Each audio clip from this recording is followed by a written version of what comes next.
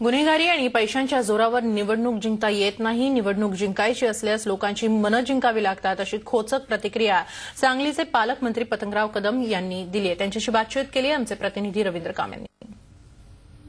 सांगली, मिरज आणि कुपवाड महानगरपालिकेमध्ये काँग्रेसने बाजी मारलेली आहे.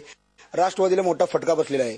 आता आपल्यासोबत पालकमंत्री पतंगराव कदम साहेब आहेत. आपण त्यांच्याकडून विजयानंतरची त्यांची पहिली प्रतिक्रिया जाणून घेऊया.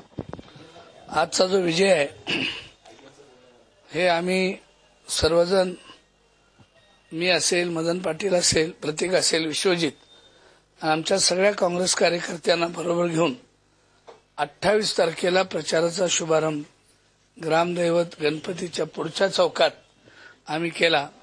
आणि प्रत्येक ठिकाणी गेल्या वेळच्या महाआघाडीचं काम काय झालं, आता आम्ही काय करणार आहोत याची माहिती मदन पाटलांनी जे कॉर्पोरेशनमध्ये त्यांनी दिली.